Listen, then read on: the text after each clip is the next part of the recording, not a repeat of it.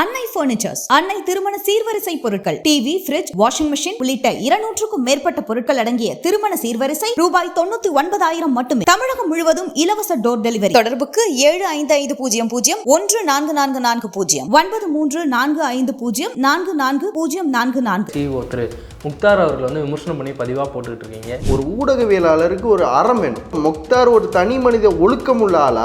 தாய் வந்து மரண தருவாயில இருக்கும்போது அன்னைக்கு சென்னையில் தனக்கு ஒரு பார்ட்டி இருக்கு, அதனால நான் போயே ஆகணும்னு போயிட்டு திரும்ப வரும்போது தாய் இறந்திருக்காங்க. அப்படிப்பட்ட மனிதன் நம்மள. இது எல்லாமே அவருடைய பர்சனல் லைஃப். இதற்குள்ள இப்ப அவன் பேசுறது என்ன பேசுறான்? முக்தார் தான் போட்ட வீடியோவை இப்ப அந்த நடிகைகள் சம்பந்தமா பேசினார்ல, புருஷன் முன்னாடி 2 பேரும் பக்கத்துல உட்காந்து பார்க்கட்டும். குழந்தைங்க இருக்காங்கல்ல, 3 பெண் குழந்தை இருக்காங்க, ஒரு ஆண் குழந்தை இருக்காங்க. வச்சுக்கிட்டு அந்த வீடியோவை பார்க்க சொல்லுங்க பாப்போம். அவனுடைய பர்சனல் லைஃப் விமர்சிச்சா வலிக்குதா? உன்னோட அத்தனை ஐயோக்கியத்தனமும் தெரியும். நீ எங்க உட்காந்து குடிக்கிற, உன் மனைவியோட படம் என்கிட்ட இருக்குன்னு உனக்கு தெரியும். போட முடியாத என்னால. அப்ப எதை நோக்கி நீ போயிட்டு இருக்க? வங்கியில இருந்து இவ்வளவு பணம் வருது, இவ்வளவு பேர்ட்டு வந்து பணங்கள் வாங்கியிருக்காரு அப்படின்னு சொன்னீங்க. அதாவது முக்தார் வந்து தன்னை ஒரு ஜேர்னலிஸ்டாகவும் இன்வெஸ்டிகேஷன் ஜேர்னலிஸ்டாகவும் நினைச்சிட்டு இருக்காரு. உனக்கு அப்பனுக்கு அப்ப இந்த ஊர்ல இருக்க தான் செய்வான். எண்ணற்ற ஆதாரங்கள் இருக்கு. அவங்க மனைவி பேர்ல வந்து 5 லட்சம் ரூபாய்க்கு ஒரு செக் வந்திருக்கு, 6 லட்சம் ரூபாய்க்கு ஒரு செக் வந்திருக்கு. இல்ல இதெல்லாம் யாரு கொடுக்குறா? அவருக்கு இவ்வளவு லட்சங்கள் வந்து மாத கணக்குல கொடுக்குறாங்கன்னா இதெல்லாம் யாரு? இப்பதான் நீங்க சரியான விடயத்துக்கு வந்திருக்கீங்க. அதுக்கு முன்னாடி ஒரு ஆடியோ கேட்டுங்க. சாரோட ஒய்ஃப் அக்கௌண்ட்ல வந்து ஒரு 95,000 போட்டிருக்கேன். 25 அதுக்கே ட்ரான்ஸ்ஃபர் பண்ணிடுறேன். 25 நான் போட்டுட்டு உங்களுக்கு நானே கூப்பிட்டு முக்தாரால முக்தார் மனைவி ஹசீதா சிறை செல்வது உறுதி. முழுக்க RSS உடைய பேக்கப். வேணா சவால் விட்டு சொல்லுங்க. இல்லன்னு வந்து மறுத்து பேச சொல்லுங்க. வருண்குமார் முக்தாரை பயன்படுத்தி தான் விட்டாங்க. இல்ல அது ஆதாரமற்ற கருத்துக்கள். இப்போ நீங்க ஆதாரமற்ற கருத்து நீங்க சொல்லாதீங்க. மூன் டிவி விவகாரம் அந்த பெண்மணி வந்து மூன் டிவிக்கு ரிசர்வேஷன் லெட்டரை இதை குறிப்பிட்ட முக்தார் என்னிடம் தவறாக நடந்து கொள்ள முயற்சி செய்தார் என்ற வார்த்தையை குறிப்பிட்டு ரிசர்வேஷன் லெட்டர் கொடுத்துட்டு வந்திருக்காங்க. இது சம்பந்தமான பஞ்சாயத்து கிண்டி காவல் நிலையத்தில் நடந்திருக்கு. குடும்பத்தில் மதிக்க மாட்டாங்க, என் மனைவி என்னை விட்டு போயிடுவாங்க, எனக்கு பெண் குழந்தைகள் இருக்காங்க. அப்போ அந்த பெண்மணியோட காலில் விழுந்து மன்னிப்பு கேட்டதால அந்த பெண்மணி தன்னை வந்து ஒரு கேள்வி நாயகன் அலைகிறான்ல, இவனுக்கு கேள்வி கேட்க தெரியுமா? முதல்ல சின்ன பையன்கிட்ட ஒரு வீரத்தை காட்டுற, நீ வா சாட்டைக்கு வா. சாட்டையிலேயே ஒரு வெளிப்படையான ஒரு அறிவிப்பை போடுங்க. முக்தாரோடு விவாதத்துக்கு நான் தயார், நீங்க அறிவிப்பு கொடுங்க, வராரான்னு பார்ப்போம்.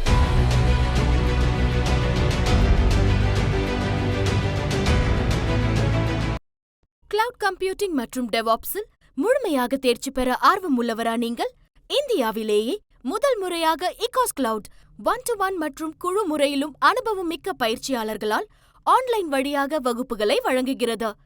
தினசரி மற்றும் வாராந்திர பயிற்சி வகுப்புகள் மூலம் கிளவுட் மற்றும் டெவாப்ஸ் சான்றிதழ்களை பெறலாம். மேலும் தொடர்பு கொள்ள www.ecoscloud.com என்ற இணையதளத்தில் பார்வையிடுங்கள். சாட்டை நேயர்களுக்கு வணக்கம். இன்றைய நேர்காணலில் நம்முடன் இணைந்திருப்பவர் நாம் தமிழ் கட்சியின் இளைஞர் பாசறை மாநில ஒருங்கிணைப்பாளர்களில் ஒருவர் திரு சல்மான் அவர்கள். வணக்கம் சார். வணக்கம். நலமா இருக்கீங்களா? நலமா இருக்கேன். தொடர்ந்து உங்கள் எக்ஸ் வலைதள பக்கத்தில் மை இந்தியா 24x7 CEO திரு முக்தார் அவர்கள் வந்து விமர்சனம் பண்ணி பதிவாக போட்டுக்கிட்டு இருக்கீங்க. பல தகவல் அதில் போட்டிருக்கீங்க. அதுக்கெல்லாம் ஆதாரம் இருக்கா? எதற்காண்டி இந்த ஒரு தாக்குதல் அவர் மேலே? இல்லை, அவர் என்ன கூகுள் CEO? அவர் ஒரு ஊடகம் வச்சிருக்காரு. பச்சை அயோக்கியத்தனம் அவர் பண்ணுறது. பச்சை அயோக்கியத்தனம். ஒரு ஊடகவியலாளருக்கு ஒரு அறம் வேணும். அறம் சார்ந்து விமர்சிக்கணும். முதல்ல முக்தார் ஒரு தனி மனித ஒழுக்கம் உள்ள ஆளா? மற்றவங்களை வந்து விமர்சிக்கிறதுக்கு முன்னாடி தனக்கான தகுதி இருக்கான்னு தெரிஞ்சுக்கணும். ஒரு சாதாரண ஒரு பாமர மகன், ஒரு இப்போ நீங்கன்னா முதல்ல உங்கள் குடும்பத்தில் நீங்கள் பெரிதும் மதிக்கக்கூடியது யார்? உங்கள் தாய். கண்டிப்பாக தாயை மதிப்பீங்க, தாயை வந்து அரவணைப்பீங்க. ஆனால் முக்தார் தன்னுடைய தாயுடைய மருத்துவ செலவு கூட பணம் தராதாள். என்னங்க சொல்கிறீங்க? ஆமாம், தன்னுடைய தாய் வந்து உமராக்கு போயிட்டு வராங்க, மக்காவுக்கு போயிட்டு வராங்க. போயிட்டு வரும்போது ஒரு மகன் என்ன செய்யணும்? அதாவது போய் வரவேற்கணும். கண்டிப்பாக ஏர்போர்ட்டில் போய் வரவேற்றிருக்கணும், இல்லை வீட்டில் போய் பார்த்துருக்கலாம். ஏர்போர்ட்டுக்கே போகலை. தாய் வந்து மரண தருவாயில் இருக்கும்போது, உடல் சரியில்லாமல் இருக்கும்போது, அன்னைக்கு சென்னையில் தனக்கு ஒரு பார்ட்டி இருக்குது, அதனால் நான் போயே ஆகணும்னு போயிட்டு திரும்ப வரும்போது தாய் இறந்துருக்காங்க. அப்படிப்பட்ட மனிதன் நம்மள. இல்லை இது எல்லாமே அவருடைய பர்சனல் லைஃப். இதற்குள்ள இப்போ அவன் பேசுறது என்ன பேசுகிறான்? அவன் எதை பேசுகிறான்? இப்போ உங்களை பற்றி முக்தார் விமர்சிக்கணும்னா உங்களுடைய பர்சனல் லைஃப்பை தான் விமர்சிப்பான். அவனுடைய பர்சனல் லைஃப்பை விமர்சித்தா வலிக்குதா? ஏன் உனக்கு எங்களுக்கு மட்டும்தான் பர்சனல் லைஃப் இருக்குமா? உனக்கு இருக்காதா? அப்போ அதை தொட்டு பேசும்போது வலிக்குது இல்லை? அதே மாதிரி தான் மற்றவங்களுக்கு வலிக்கல. அவரும் அதே பண்ணும்போது நம்மளும் அதே பண்ணணும்னு தேவை இருக்கு. இத்தனை நாள் பண்ணுமா? இல்லை, உன்னோட அத்தனை அயோக்கியத்தனமும் தெரியும். நீ எங்கே உட்காந்து குடிக்கிற, யாருக்கிட்ட பழகிற, எல்லாமே தெரியும். ஏன் பேசலை? ஒரு ஒரு ஒரு அறம் சார்ந்து நம்ம இருக்கணும்னு நம்ம விமர்சிக்காமல் போயிட்டோம். நீ தரம் தாழ்ந்து விமர்சிக்கும் போது நாங்கள் அறம் பார்க்க வேண்டிய அவசியம் எங்களுக்கு கிடையாது. இல்லை, அதான் இத்தனை நாட்கள் விமர்சிக்காமல் இப்போ விமர்சிக்க வேண்டிய தேவை என்ன வந்துச்சு? தொடர்ந்து எழுதுறீங்க இணையதளத்தில். நீ எல்லையை தாண்டி போயிட்டு இருக்க. ஒரு ஒரு ஒரு தலைவனை ஒரு 36 லட்சம் வாக்குகளை பெற்று தமிழகத்தில் 3வது ஒரு பெரிய கட்சியாக இருக்க அங்கீகரிக்கப்பட்ட அரசியல் கட்சியோட தலைவரை எப்படி தரம் தாழ்ந்து விமர்சிக்கிற? நீ விமர்சி, எங்களுடைய கொள்கைகளை விமர்சி. ஏன் இதே போல் நீ உன்னுடைய வீட்டு பெண்மணி, உன்னுடைய மனைவி ஹசீதாவுடைய பேரை வெளியிட்டதுக்கு நீ அவ்வளோ கோவப்படுற, அவ்வளோ உனக்கு வலிக்குதில்ல? எங்கள் கட்சியில் இருக்கிற எங்களுடைய அக்கா தங்கச்சிகளை, என்னுடைய அண்ணியை எப்படியெல்லாம் நீ விமர்சிக்கிற படத்தை போட்டு? ஏன் உன்னுடைய மனைவியோட படத்தை என்னால் போட முடியாதா? உன் மனைவியோட படம் என்கிட்ட இருக்குன்னு உனக்கு தெரியும், போட முடியாதா என்னால்? அப்போ எதை நோக்கி நீ போயிட்டு இருக்க? இல்லை, அவர் அப்படி செய்கிறாரு, நீங்கள் பல ஆதாரங்கள் வச்சுருக்கேன்னு சொன்னீங்க. வங்கியிலேருந்து இவ்வளோ பணம் வருது, இவ்வளோ பேர்ட்டு பணங்கள் வாங்கியிருக்காரு அப்படின்னு சொன்னீங்க. அதற்கான ஆதாரங்களை வெளியிடவே இல்லை இது வரைக்கும். இல்லை, நான் ஏற்கனவே வெளியிட்டிருக்கேன். அதோட அந்த செக் நம்பரோடு நான் வெளியிட்டிருக்கேன். அதாவது முக்தார் தன்னை ஒரு ஜேர்னலிஸ்டாகவும் இன்வெஸ்டிகேஷன் ஜேர்னலிஸ்டாகவும் நினச்சிட்டு இருக்காரு. உனக்கு அப்பனுக்கு அப்போ இந்த ஊரில் இருக்க தான் செய்வான். கடந்த நீங்கள் பாருங்கள் 30/5/2024 செக் நம்பர் 031426 1.5 லட்ச ரூபா அவங்க மனைவியோட அக்கௌண்ட் நம்பருக்கு ட்ரான்ஸ்ஃபர் ஆகிருக்கு. அதே அக்கௌண்ட் நம்பருக்கு 30/5/2024 அன்னைக்கு செக் நம்பர் 074329 1.5 லட்ச ரூபா ட்ரான்ஸ்ஃபர் ஆகிருக்கு. அவர் ஒரு நிறுவனம் வச்சிருக்காரு, நிறுவனத்துக்கு விளம்பரம். நீ உன்னுடைய நிறுவனத்துக்கும் மனைவிக்கு என்ன சம்பந்தம்? அது யார் பேர்ல வேணாலும் வாங்கிக்கலாம்ல. எப்படி வாங்கலாம்? அதுக்கு ஐடி கட்ட வேண்டியது யாரு? அவர் தான் கட்டணும். ஐடி கட்டலங்கிறீங்களா நீங்க? ஐடி கட்டலன்றது அவர் சொல்லட்டும். இப்போ நான் என்ன கேட்குறேன், நீ நிறுவனம் நடத்துகிற, நிறுவனத்துக்கு நீங்கள் முன்னாடி சொன்னீங்க சிஓ. அப்போ சிஓன்னா நிறுவனத்தின் பேரில் செக்கை வாங்கு, ஏன் மனைவி பேரில் வாங்குற? அப்போ நீ வாங்குறதுன்றது அரசாங்கத்துக்கு தெரியாமல் வாங்கக்கூடிய ஒரு பணம். அது தவறான முறையில் வரக்கூடிய பணம். அதுவும் மனைவியோடைய வங்கி கணக்கில் வாங்குற. நாளைக்கு ஒரு இடியோ இன்கம் டேக்ஸோ உன் மேலே ஒரு வழக்கு பதிவு செஞ்சு ரைடு நடந்தால் நீ உள்ளே போவியா, உன் மனைவி உள்ளே போவாங்களா? மனைவி பேரில் இருக்க மனைவி தான் போகணும். இப்போ இந்த இது மட்டும் இல்லாமல் எண்ணற்ற ஆதாரங்கள் இருக்குது. அவங்க மனைவி பேரில் 5 லட்ச ரூபாய்க்கு ஒரு செக் வந்திருக்கு, 6 லட்ச ரூபாய்க்கு ஒரு செக் வந்திருக்கு. அப்போ இதெல்லாம் எங்கே போகுது? இல்லை, இதெல்லாம் யார் கொடுக்குறா அவருக்கு? இவ்வளோ லட்சங்கள் மாத கணக்கில் கொடுக்குறாங்கன்னா இதெல்லாம் யார்? இப்போ தான் நீங்கள் சரியான விடயத்துக்கு வந்திருக்கீங்க. அதுக்கு முன்னாடி ஒரு ஆடியோ கேட்டுக்கோங்க. மேம், இப்போ முக்தார் சாரோட ஒய்ஃப் அக்கௌண்ட்டில் ஒரு 95,000 போட்டிருக்கேன். இன்னும் 25 அதுக்கே ட்ரான்ஸ்ஃபர் பண்ணிடுறேன். 25 நான் போட்டுட்டு உங்களுக்கு நானே கூப்பிட்டு. அப்போது இல்லை, முக்தார் சாரோட மனைவி அக்கௌண்ட்டில் போட்டிருக்கேன்னு சொல்கிறாங்க. இது யார் கொடுக்குறான்னு நான் கேட்குறேன். ஜூன் 13 2024 பாட்சான்னு என்னுடைய ட்விட்டர் பேஜில் ஒரு படத்தை போட்டிருப்பேன். இல்லை, அது எல்லாருக்குமே தெரிஞ்சவர் தான். இணைந்த கரங்கன்னு சொல்லி 2 பேரும் சேர்ந்து தான் அந்த சேனலே ஆரம்பித்தாங்க. அவர் ஒரு ஊடகவியாளர், இவர் ஒரு பத்திரிகை. அவர் என்ன ஊடகவியலாளர்? அவர் ஏதோ ஒரு பத்திரிகை நடத்துகிறதா சொன்னாங்க. இல்லைங்க, அந்த பத்திரிகை நீங்கள் பார்த்துருக்கீங்களா? அந்த பத்திரிகையோட பேர் உங்கள் வாயில் வருதா? என் வாயில் வருதா? அப்படி ஒரு பத்திரிகையை சும்மா பேருக்கு நடத்திக்கிட்டு தன்னை ஒரு சமூக செயற்பாட்டாளராக காமிச்சிக்கிட்டு, பத்திரிகையாளராக காமிச்சிக்கிட்டு இருக்கிற ஒரு நபர் தான் அந்த பாட்சா. அந்த பாட்சா சென்னையில் 2 பள்ளிக்கூடம் நடத்துகிறாரு. அந்த 2 பள்ளிக்கூடமும் இந்து பேரில் இருக்குது. அவர் முஸ்லீம் தான். அவர் முஸ்லீம். பாட்சா ஹாஜா மொய்தீன் அவர் ஒரு இஸ்லாமியர். அவர் நடத்துகிற பள்ளிக்கூடம் இந்து பேரில் இருக்குது. ஸ்ரீ சங்கரா மெட்ரிகுலேஷன், ரமணியம் சங்கரா மெட்ரிகுலேஷன் ஹையர் செகண்டரி ஸ்கூல், 2 பள்ளிக்கூடம். அதே போல் தைலன் இன்டர்நேஷனல் லிமிடெட் என்கின்ற ஒரு எக்ஸ்போர்ட் கம்பெனி நடத்துகிறாரு. அதுவும் இந்து பேரில் தான். அதுவும் இந்து பேரில் தான் இருக்குது. அதுக்கு டைரக்டராக 21 மே 2024 இவர் இந்த பாட்சா என்கின்ற பாட்சா ஹாஜா மொய்தீன் அப்பாயின்ட் பண்ணப்படுறாரு. நான் என்ன கேட்குறேன், சாதாரணமாக 2 சுமோவை வச்சுட்டு ட்ராவல்ஸ் ஆரம்பித்த உனக்கு எப்படி இவ்வளோ பணம் வந்துச்சு? இல்லை, அதான் நானும் கேட்குறேன். எப்படி அவர் ஒரு இந்து பேர் நிறுவனம் நடத்துகிற பேரில் எப்படி ஒரு முஸ்லீம் ஒரு சிஓ? முழுக்க ஆர்எஸ்எஸ் பேக்கப். இவர் ஆர்எஸ்எஸோட உடைய ஆள். முழுக்க ஆர்எஸ்எஸ் உடைய பேக்கப். வேணா சவால் விட்டு சொல்லுங்க, இல்லைன்னு மறுத்து பேச சொல்லுங்க. நான் ஆதாரம் கொடுக்குறேன். அவருடைய ஸ்டேட்டஸ், வாட்ஸ்அப் ஸ்டேட்டஸ் எல்லாமே இந்து முன்னணி ஆர்எஸ்எஸ் ஆதரிக்கிற மாதிரி இருக்கு. அப்போ நீ ஆர்எஸ்எஸ் முகத்திரையில் இருக்கிற ஒரு இஸ்லாமியன், சரியா? உன்னுடைய முகத்திரையை கிழிக்க வேண்டியது எங்களுடைய பொறுப்பு. நீ இணைந்த கைகள்னா யார் இணைக்கிறாங்க? அதை நிறைய பேர் சகாயம் ஐயா ஆமா, அவர் தான் இணைத்து வைத்தார். நான் என்ன கேட்குறேன், இவர் செய்கிற அத்தனை, இந்த பாஜா செய்கிற அத்தனை அயோக்கியத்தனத்துக்கும் அவர் முன்னாடி நிப்பாட்டுற முகம் ஐயா சகாயத்தோடது. இது சகாயம் அவர்களுக்கு தெரியாத இது தெரிந்தும் அவர் கடந்து போறாரு. ஏன்னு தெரியல, அது அவர்கிட்ட தான் கேட்கணும். இப்போ நல்லா பாருங்க, அவர் அதே பாஜா வந்து தேசத்தின் நம்பிக்கைன்னு ஒரு பத்திரிகை நடத்துறாரு. அந்த பத்திரிகை தான் அது. ஆமாம், தேசத்தின் நம்பிக்கை பத்திரிகை வந்து ஏற்கனவே ஒரு டிஃபமேஷன் கேஸுக்குள்ள ஆளாயிருக்கு. அதில் வந்து ஒரு ஒரு உயர்நீதிமன்றம் வரைக்கும் போயிட்டு அந்த டிஃபமேஷன் கேஸில் வந்து அவங்க வந்து பனிஷ் பண்ணப்பட்டிருக்காங்க. எந்த மாதிரியான வழக்கு அது? ஒரு அவதூறை பரப்பிட்டாங்க, அவங்க பத்திரிகையில் ஒரு அவதூறை பரப்பிட்டாங்க. அந்த அவதூறுக்கு வந்து இவங்க வந்து இத்தனை பிரதிகள் வந்து அதுக்கு மறுப்பு தெரிவிக்கணும்னு போடுறாங்க. அப்போ அந்த மறுப்பு தெரிவிக்கணும்னு போடுற அந்த பிரதிகளில் வெறும் 50 பிரதிகள் மட்டுமே அச்சிடப்பட்டு அதை நாங்கள் மறுப்பு தெரிவிச்சிட்டோம்னு காமிக்கிறாங்க. அது இல்லைன்றத மறுபடியும் ஒரு வழக்கு தொடரப்படுது. இவர் இந்த பாட்சா என்கின்ற ஆஜா மொய்தீனுக்கு சொந்தமாக வந்து அப்பா சூப்பர் மார்க்கெட் நம்ம சென்னையில் இருக்கு, பிரபலமாக ஒரு 8 இடங்கள்ல இருக்கு. அந்த அப்பா சூப்பர் மார்க்கெட்டுக்கு உரிமையாளரும் இதே பாட்சா தான். அப்போ இந்த பாட்சா சாதாரணமாக 2 சுமோவை வச்சுக்கிட்டு டிராவல்ஸ் ஆரம்பித்த இந்த பாட்சாவுக்கு எப்படி இவ்வளோ பெரிய இவ்வளோ வளங்களுக்கு கொண்ட இவர் தான் வந்து முக்தாருக்கு ஃபண்ட் பண்ணுறாரு? ஆமாம். இல்லை, அவருக்கு வந்து சீமான விமர்சிக்க வேண்டிய தேவை என்ன இருக்கு? இவர் விமர்சிக்கலையே, பாட்சா விமர்சிக்கலையே.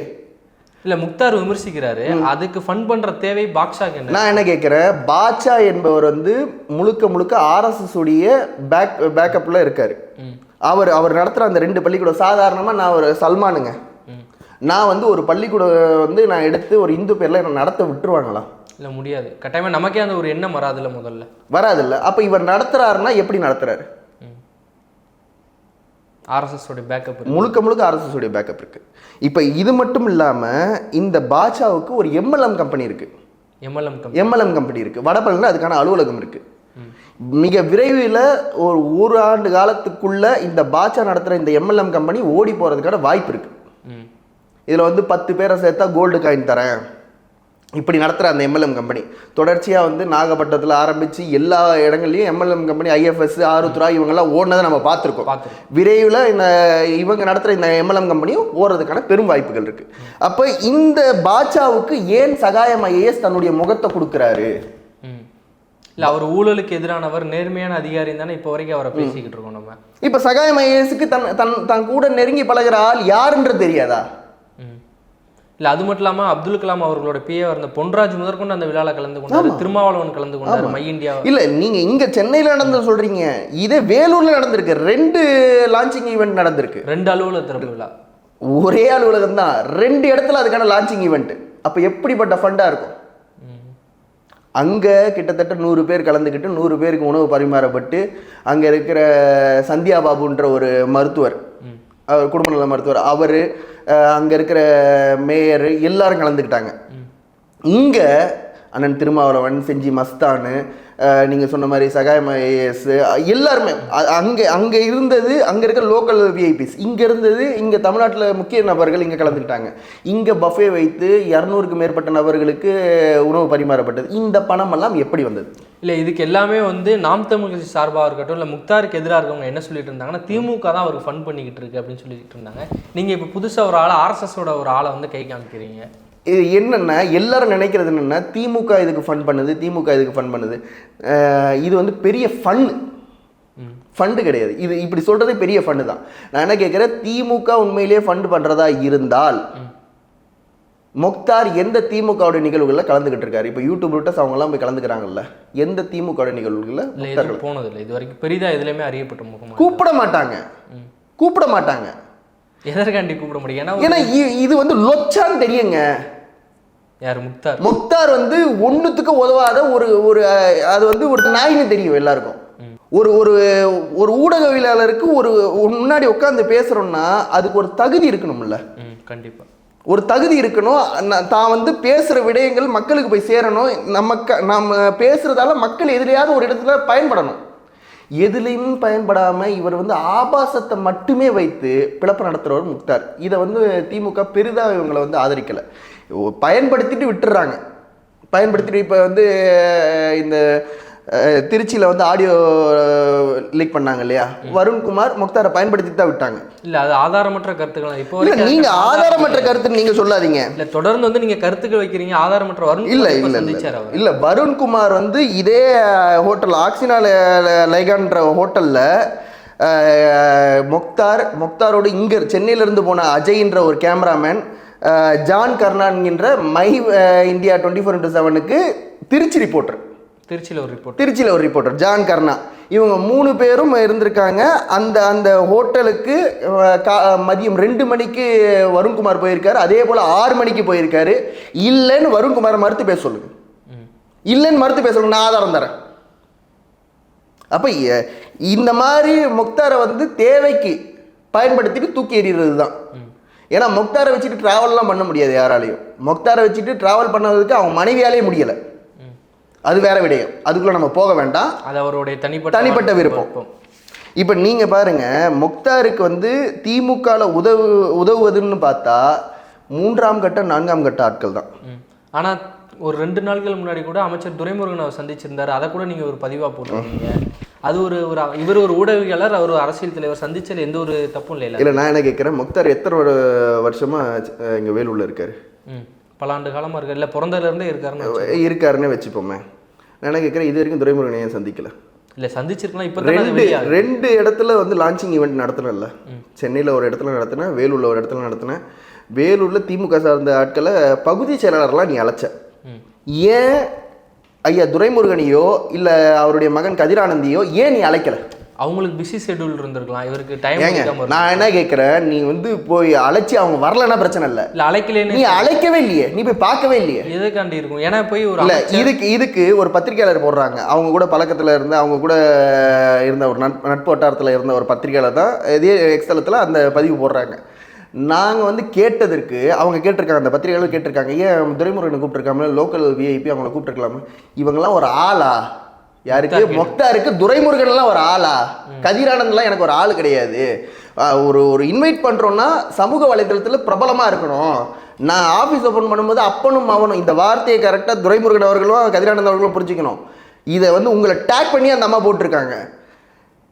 இவங்க நான் ஆஃபீஸ் திறக்கும் போது உள்ளே இருப்பாங்களா வெளியே இருப்பாங்களா தெரியாது.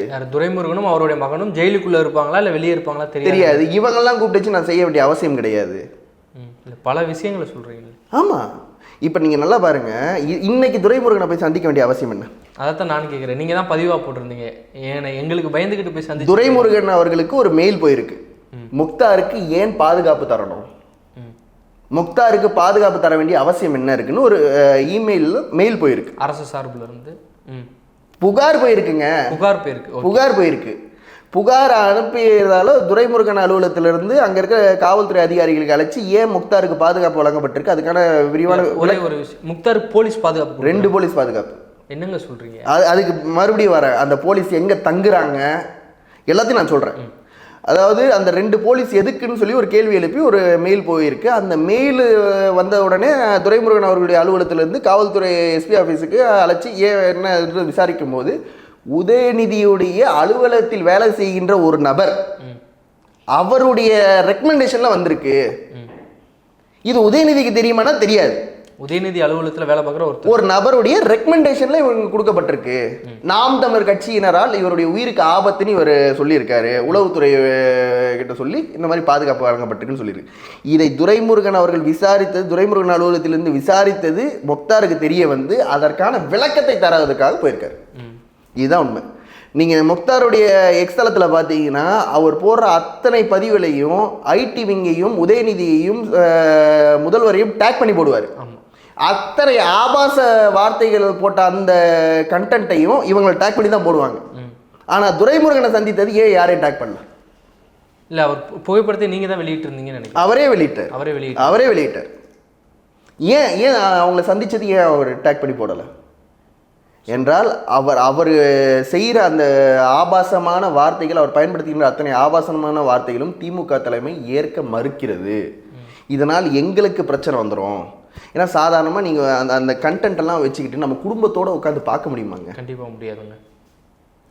பார்க்க முடியுமா? நான் என்ன கேட்குறேன், தனியாக உட்காந்தாவே பார்க்க முடியும். இல்லை, முக்தாருடைய மனைவி ஹசீதா இருக்காங்கல்ல, அவங்கள பக்கத்தில் உட்கார வச்சுக்கிட்டு முக்தார் தான் போட்ட வீடியோவை இப்போ அந்த நடிகைகள் சம்மந்தமாக பேசினார்ல, அது வழக்கானுச்சு, எஃப்ஐஆர் இருந்துச்சு அது மேல. நடிகைகள் சம்பந்தமாக பேசின அந்த எஃப்ஐஆரை இது வரைக்கும் கைது நடவடிக்கை எடுக்கலையே.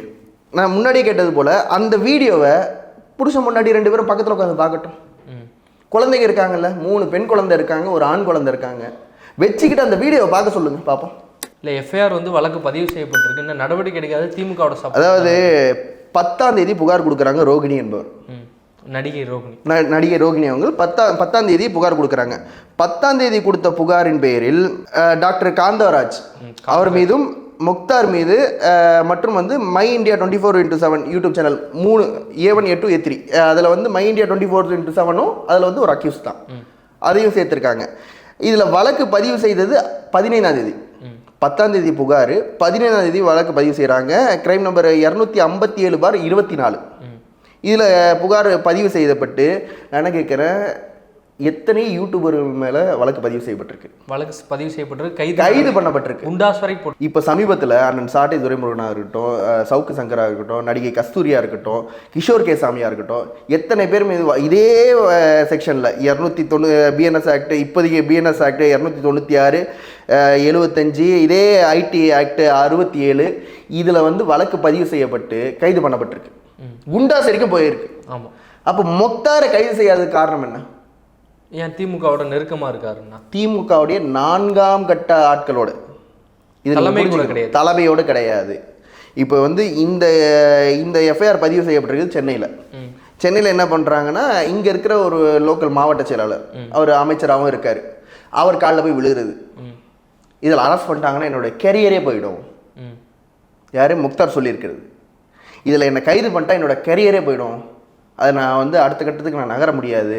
இதில் நான் கைது செய்யப்பட்ட அடுத்தடுத்த வழக்குகள் என் மேலே வந்து நாம் தமிழர் கட்சிக்காரங்க கொடுக்க ஆரம்பிப்பாங்க, பாமக சார்ந்த ஆட்கள் கொடுக்க ஆரம்பிப்பாங்க, டிவிகே பேசியிருக்கேன் அவங்க கொடுக்க ஆரம்பிப்பாங்க, எனக்கு பெரிய நெருக்கடி ஆகிடும், எப்படியாவது என்னை காப்பாற்றுங்க அப்படின்னு இதை வந்து இத்தனை நாட்கள், கிட்டத்தட்ட வந்து இது வந்து 6 மாத காலம் ஆயிடுச்சு, இத்தனை நாட்கள் கடந்து வந்துச்சு. இப்போ நான் வந்து 3 நாளைக்கு முன்னாடி போட்ட பிறகு இது ட்ரெண்ட் ஆக ஆரம்பிக்குது. நம்ம ஐடிவிங்லேருந்து எடுத்து இதை போட ஆரம்பிக்கிறாங்க.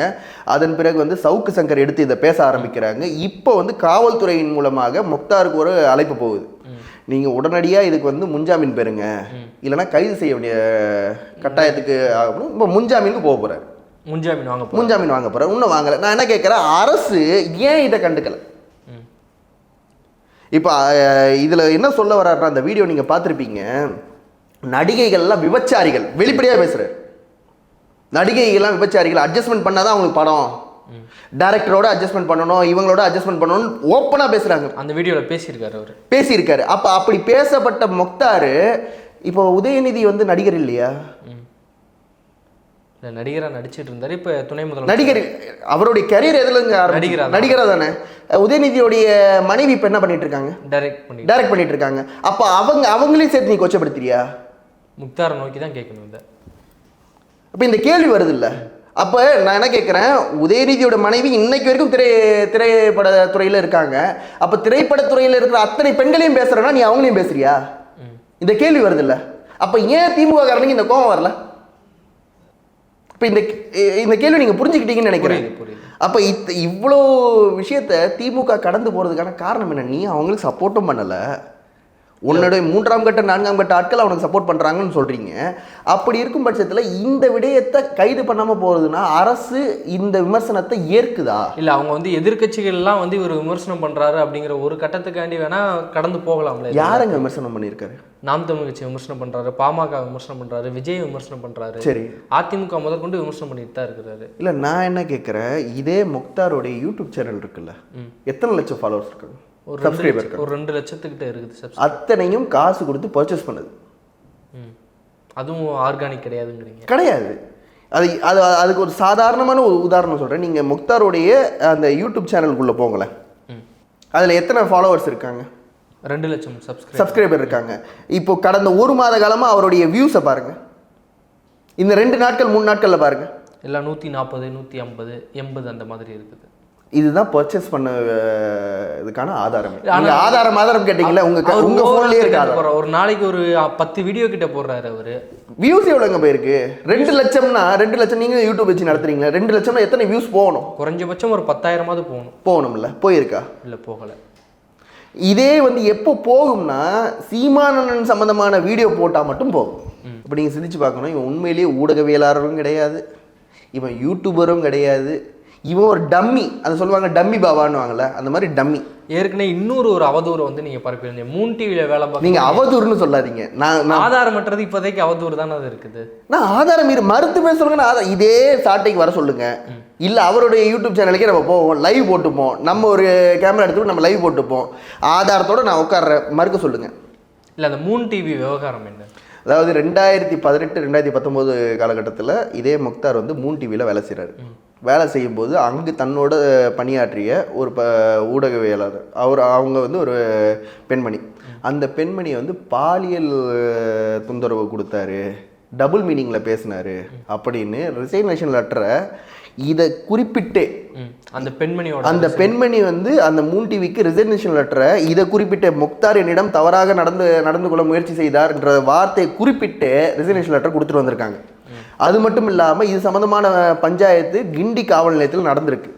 அன்னைக்கு மூன் டிவியோடைய உரிமையாளராக இருந்த சானவாஸ்னு ஒருத்தர், அவர் வந்து அப்பொழுதைய அமைச்சர் ஒருத்தர்கிட்ட பேசி இந்த பிரச்சனையை இதோட முடிக்கணும், இவன் முக்தார் காலில் விழுந்திருக்கான், இது பிரச்சனை ஆச்சுன்னா என்னோட அதே தான் இப்போ இங்கே ஒரு அமைச்சரிடம் விழுந்த மாதிரி அப்போது ஒரு அமைச்சரிடம் விழுந்திருக்கான், என்னோட கரியரே போயிடும், என் குடும்பத்தில் மதிக்க மாட்டாங்க, என் மனைவி என்னை விட்டு போயிடுவாங்க, எனக்கு பெண் குழந்தைகள் இருக்காங்க, அவங்களுடைய வாழ்க்கை கேள்விக்குறியாயிடும், இந்த பிரச்சனையை அப்படியே விடுங்கன்னு சொன்ன பிறகு அப்போ அந்த பெண்மணியோட காலில் விழுந்து மன்னிப்பு கேட்டதால் அந்த பெண்மணி போட்டோன்னு தூக்கி எறிஞ்சிட்டு அந்த ஊடக தொழிலை விட்டு போயிடுச்சு. ஒரு பெண்ணோட ஊடக கரியரே முடிச்சுட்டாங்க. அப்போ இவன் வந்து சீமானனையோ நாம் தமிழ் கட்சியோ பேசுறதுக்கு தகுதி இருக்கா இந்த நாய்க்கு? அப்போ நீங்கள் வந்து ஒரு சாட்டையிலேயே ஒரு வெளிப்படையான ஒரு அறிவிப்பை போடுங்க, முக்தாரோடு விவாதத்துக்கு நான் தயார், நீங்கள் அறிவிப்பு கொடுங்க, வராரான்னு பார்ப்போம். இல்லை வந்தாருன்னா நீங்கள் ஏற்றுக்கிற தயார்? நான் தாராளமாக பேச தயார். நான் தான் சொல்கிறேன், அவருடைய யூடியூப் சேனலுக்கே நான் போய் பேச தயார். எனக்கு என் வீட்டுக்கும் அந்த யூடியூப் சேனலுக்கு ஒரு 10 நிமிஷம் தான், நான் போக தயார். அவர் பேச தயாரா? இல்லை, பக்கம்தான் சொல்கிறீங்க. அவரை பார்த்தீங்களா ஊடால எப்பயாவது? நீங்கள் இந்த பதிவுகள்லாம் போட ஆரம்பிச்சதுக்கப்புறம் பார்த்தேன், நேற்று கூட பார்த்தேன். என்ன சொன்னார் வந்து? நேற்று கூட பார்த்தேன். அவர் என்ன சொல்கிறாருன்னா, சல்மான் நீங்கள் என்னை விமர்சிக்கிறதெல்லாம் எனக்கு பிரச்சனை இல்லை, என் மனைவியோட ஹசீதாவோட பேரை நீங்கள் வெளியிட்டுட்டீங்க, நம்ம வந்து இஸ்லாமியர்கள், நம்ம வந்து நம்ம பெண்களுடைய பேரை வந்து நூரே சஷ்மின் தான் எழுதுவோம் பத்திரிக்கையில் கூட, நீங்கள் வந்து ஹசீதான்னு சொல்லி போட்டு அவங்க அக்கௌண்ட் நம்பர்லாம் வெளியிட்டுட்டீங்க, அதுதான் எனக்கு வலிக்குது அப்படின்னாரு. நான் தான் கேட்டேன், அப்போ உன் வீட்டு பெண்கள்லாம் உனக்கு பொக்கிஷம், எங்கள் வீட்டு பெண்கள் உனக்கு குப்பையா? அப்போ அவன் வீட்டு பெண்களுடைய பேரை வெளியிட்டதுக்கு அவனுக்கு வலிக்குதுன்னா, நம்ம கட்சியில் இருக்கிற பெண்கள், என்னுடைய தங்கச்சி, என்னுடைய அக்கா, என்னுடைய அண்ணியார் கைவிழி அவர்களுடைய படத்தில் எப்படி நீ சித்தரிச்சு போடுற, எனக்கு வலிக்காது? இல்லை, அவர் மேலே ஏன் வழக்கு தொடுக்க மாட்டேங்க? வழக்கறிஞர் பாசறை என்ன செய்யுது? நான் ராணிப்பேட்டை எஸ்பி ஆஃபீஸில் வழக்கு கொடுத்துட்டேன். வழக்கு வந்து சிஎஸ்ஆர் வரைக்கும் தான் இருக்குது, அதுக்கு வந்து எஃப்ஐஆர் போடப்படலை. நாங்கள் அதுக்கடுத்து இப்போ ப்ரைவேட் கேஸுக்கு போயிருக்கோம், நீதிமன்றத்தை கொண்டு போயிருக்கோம். தஞ்சாவூரில் அதே போல் தான் மணிசந்திலன்னா வழக்கு கொடுத்துருக்காரு. இதே போல் வந்து வேலூரில் பூங்குன்றன் சொல்லி நம்மளுடைய மண்டல செயலாளர் அவர் வழக்கு கொடுத்துருக்காரு, அவர் நீதிமன்றத்துக்கு கொண்டு போயிட்டுருக்காரு. இதெல்லாம் ஒரு பக்கம் நடந்துட்டு இருக்கு. இவன் வந்து அயோக்கியன்றது, இவன் எந்த ஊடகத்தை வைத்துக்கொண்டு தன்னை வந்து ஒரு கேள்வி நாயகன் அலைகிறான்ல, இவனுக்கு கேள்வி கேட்க தெரியுமா? முதல்ல கேட்குறாருலங்க, நல்லா என்ன கேள்வி கேட்குறாரு? தொடர்ந்து வந்து பல பேர் நேர்காணல் எடுக்கிறாரு, நல்ல கேள்விகளை தான். இல்லைங்க, நான் என்ன கேட்குறேன், அந்த ஸ்டாலின் சொல்லி ஒரு தம்பி இருக்கான்ல, ஸ்டாலின் பாரதின்னு ஒரு தம்பி, அந்த தம்பி வந்து 10வது 11வது படிக்கிற தம்பி, அந்த தம்பியை கூப்பிட்டு வச்சு ஹராஸ் பண்ணியிருக்கானே, அது ஹராஸ்மெண்ட் தான் கண்டிப்பாக. அது வந்து ஜேஜே ஆக்டில் அது தவறு. அப்போ அந்த தம்பியை வைத்து இப்போ புகார் கொடுக்க போகிறோம், சரிங்களா? அந்த தம்பியை வந்து கூப்பிட்டு வச்சு ஹராஸ் பண்ணுறது ஒரு சின்ன பையன்கிட்ட வீரத்தை காட்டுற, நீ வா சாட்டைக்கு வா, இல்லை நீ கூப்பிட நான் வரேன், நீ லைவ்ல போடு. நீ வந்து அந்த சின்ன பையன் அத்தனை கேள்விகளை உங்ககிட்ட எழுப்பியிருக்கான், அதையெல்லாம் மறைச்சி ஒட்டி திரிச்சு உன்னோட வியூஸ்க்காக நீ பண்ணுறியே. நாங்கள் இதே சாட்டையோட வியூஸ்க்காக உன் மனைவியோட ஃபோட்டோவை போட்டு வெளியிட்டு அந்த வியூஸை நாங்கள் பார்த்துக்க முடியாதா? ஆனால் அது நாகரிகம் கிடையாது, ஊடகம் அறம் கிடையாது, அது அறம் கிடையாது.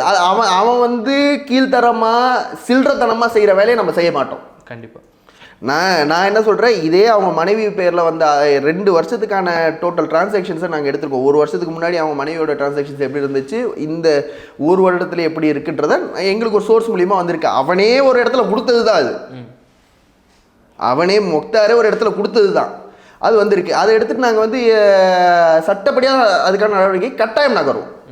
இவ்வளோ ஆதாரங்கள் வந்து கொடுக்குறீங்க. பாக்ஸா வந்து ஆதரவாக இருக்காரு, பேக்காக இருக்காருன்னு சொல்லி அவர் மட்டும்தான் இருக்கிறாரா, இல்லை பின்னாடி வேற யாராவது இருக்கிறாங்களா இன்னும் அவருக்கு பின்னாடி? இல்லை, பாட்ஷா என்பவர் தனியாக ஆளான்னு கேட்டால் பாட்ஷா என்பவர் தனியாக இல்லைன்னா ஏற்கனவே சொன்னது போல் அவர் ஒரு ஆர்எஸ்எஸ் பேக்கப்பில் இருக்கார். இந்த பாட்ஷாவோட சேர்ந்த ஃபைரோஸ் கான் ஒருத்தர் இருக்கார், புது ஒரு ஆள். ஆமாம், அந்த ஃபைரோஸ் கான் யாருன்னா ஏற்கனவே வந்து எம்எல்எம் கம்பெனி மூலிமா பல ஊழல்களை செய்த ஒரு ஊழல்வாதி. அவர் தான் வந்து இந்த பாட்ஷாவுக்கு பேக்கப்பு. இதோடு சேர்ந்து செந்தில்னு ஒரு நபர் இருக்கார். செந்தில் யாருன்னா இந்த பாட்ஷாவுக்கு கையாளாக இருந்தவர். இப்போ ஒரு ரெக்கார்டிங் உங்களுக்கு போட்டேன் இல்லையா, அந்த ரெக்கார்டிங்கில் பேசிய நபர் செந்தில், பாக்ஸாவோட கூட இருந்த நபர். செந்தில் மூலியமாக தான் முக்தாருக்கு பணம் போகுது. நடுவில் போகும்போது ஒரு 5 லட்சம் ரூபாய் வந்து செந்தில் ரோலிங்கில் விட்டுறாப்புல. அவர் வேற ஒரு விஷயத்துக்காக அதை பயன்படுத்துகிறார். அப்போது ஒரு பிரச்சனை ஏற்பட்டு அந்த பிரச்சனை மூலியமாக இந்த செந்தில் வந்து நான் வந்து முக்தார் பணத்தை வந்து முக்தார் மனைவியோட அக்கௌண்ட்டில் போடுறாரு.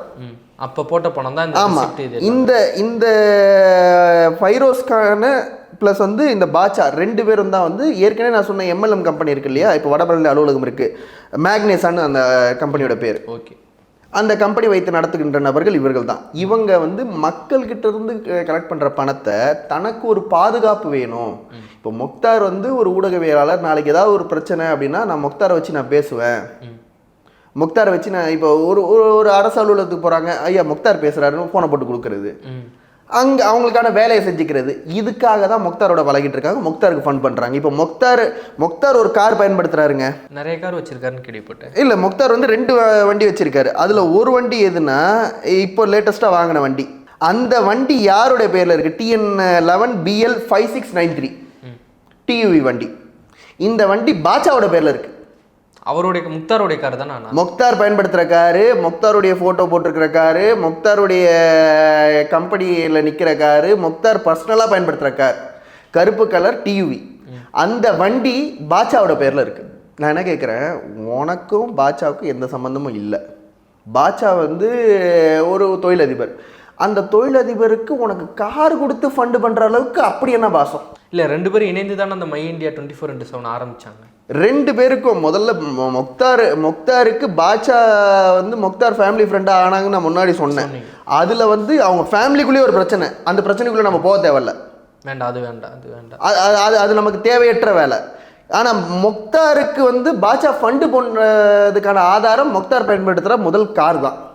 அவருடைய காரை இவருக்கு 3 மாதங்க சத்தியம் தொலைக்காட்சியை விட்டு நின்றுட்டாரு. 3 மாதம் கழிச்சு தான் இந்த அலுவலகம் திறக்கிறாங்க.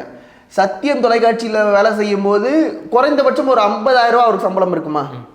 50,000 ரூபா சம்பளம் வாங்கி கொண்டிருந்த ஒரு நபர் எப்படி உடனடியாக சென்னையில் ஒரு அலுவலகம், வேலூரில் ஒரு அலுவலகம், கார், எப்படி வசதியாக வாழ முடியுது? இது எல்லாமே இன்கம் டேக்ஸ் தான் பார்க்க வேண்டியது இருக்குது. இல்லை, கட்டாயம் பார்க்கும். நாங்களே புகார் தயார் பண்ணுறோம், நாங்களே புகாரை கொடுக்குறோம், அதை நாங்கள் சட்டப்படியே எதிர்கொள்வோம். நான் ஏற்கனவே என்னுடைய எக்ஸலத்தில் போட்டது போல முக்தார் மனைவி ஹசீதா சிறை செல்வது உறுதி. ஆனால் இறுதியான ஒரு கேள்வி, திமுக வந்து இவருக்கு எந்த விதத்துலையுமே உதவி பண்ணலையா? ஏன்னா அவங்களையும் தவிர்த்துட்டு நம்ம போக முடியாதுல்ல. இது சரியான கேள்வி. திமுக எந்த இடத்துலையும் உதவி பண்ணலையா அப்படின்றதுக்கான ஒரு ஆதாரம் முக்தாருடைய மகள், முதல் மகள். அந்த அந்த பிள்ளை வந்து நீட்டில் சம் கட் ஆஃபில் அவங்களுக்கு சீட்டு கிடைக்கல. அதுக்காக முக்தார் வந்து சிஎம்முக்கு ஒரு கடிதம் கொடுக்குறாரு. அந்த கடிதம் குப்பைக்கு போனது தான் இதுக்கான ஆதாரம். முக்தாரை வந்து ஒரு ஊறுகாய திமுக தொட்டுக்குதே தவிர முக்தார் எங்களுக்கு எல்லாம் செய்வார், முக்தாரால் சீமானை வீழ்த்த முடியுன்றதெல்லாம், அதாவது இப்போ வந்து சீமான் விசஸ் முக்தார்னு கொண்டு போக நினச்சாங்க. இப்போ சல்மான் விசஸ் முக்தார்னு வந்துருச்சு. இப்போ நீ வந்து சீமான் அண்ணனை வந்து நீ வந்து பேட் ஃப்ரேம்குள்ளே கொண்டு போக முடியாது, நீயே பேடுன்றோம், உனக்கு அது பேசுறதுக்கு தகுதி கிடையாது. இப்போ இந்த பணமெல்லாம் எங்கே போச்சுன்னு நீங்கள் கேட்கலாம். ஏன் இந்த பணங்கள் வருது? இப்போ போயிட்டு விஜயலட்சுமியை வந்து ஒரு பேட்டி எடுத்தார். ஆமாம், அதான் கேட்கலாம் நினச்சேன். விஜயலட்சுமியே பேட்டி எடுத்துகிட்டு வந்திருந்தாரு. ஆனால் அது பின்பு தான் வந்து விஜயலட்சுமி அவர்கள் வந்து ஒரு வீடியோ போட்டுட்டு நான் இனிமேல் வரப்போகிறது இல்லைன்னு சொல்லிட்டு போனாங்க. இவ்வளோ ஃபன் பண்ணி சீமானை வீழ்த்து நினைக்கிறது பாட்ஷா மட்டும்தானா? பாட்ஷா மட்டும் இல்லை, பாட்ஷாக்கு பின்னாடி இருக்கிற பேக்கப் இதில் இந்த நாங்கள் வந்து முக்தாரை வைத்து சீமானை ஒடுக்கிட்டோம் பார்த்தீங்களா அப்படின்னு சொல்லி இந்த 4ஆம் கட்ட ஆட்கள் இருக்காங்களே திமுகவில், அவங்க 2ஆம் கட்டத்துக்கோ 1ஆம் கட்டத்துக்கோ போகிறதுக்கு திமுக தலைமையோட நெருக்கமாக பழகிறதுக்கு முக்தாரை பயன்படுத்திட்டு இருக்காங்க. முக்தாரால் ஒரு ஆணியும் பிடுங்க முடியாதுன்றது அவங்களுக்கு தெரியாது. இதுதான் உண்மை. ஓகேண்ணா, உங்களுடைய நேரத்தை ஒதுக்கி பல்வேறு கேள்விக்கு வந்து பதில் வச்சுருக்கீங்க, பல்வேறு ஆதாரங்களை வந்து கொடுத்துருக்கீங்க. முக்தாருக்கு வந்து சவாலே கொடுத்துருக்கீங்க, விவாதத்துக்கு தயார்ன்ட்டு. அவர் அதை ஏற்றுக்கிறாரா, என்ன செய்கிறான்னு பார்ப்போம். தொடர்ந்து எங்களோட இணைந்திருங்க. நன்றி. நன்றி.